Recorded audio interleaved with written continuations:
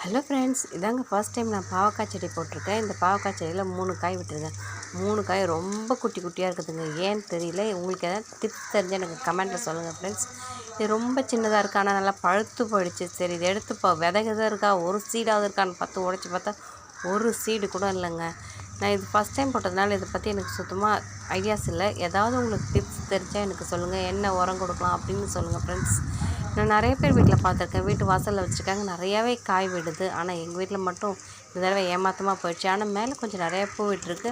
அது பெரிய காய் காய்க்குமா என்னன்னு தெரியல. உங்களுக்கு காய்ச்சதுன்னா நான் உங்களுக்கு அடுத்த வீடியோவில் போடுறேன். ஆக்சுவலாக இந்த சீடு ஒருத்தவங்க எனக்கு கொடுத்தாங்க. என்ன பாவக்கான்னு தெரியாமல் தாங்க இந்த விதையை போட்டேன். இது மினி பாவக்கான்னு நினைக்கிறேன். குட்டி குட்டியாக காய்க்கும் இல்லைங்களா. கொஞ்சம் கசப்பு அதிகமாக தான் இருக்கும், ஆனால் உடலுக்கு நல்லது. நீங்களும் பாவக்காய் சாப்பிட்ருக்கீங்களான்னு சொல்லுங்கள். நான் இந்த பாவக்காய் காய்ச்சினா நல்லா தொக்கு மாதிரி செஞ்சு சாப்பிட்லாம் பார்த்தேன். ஆனால் எனக்கு ஏமாற்றம் தான் கிடைச்சிது. Thank you friends.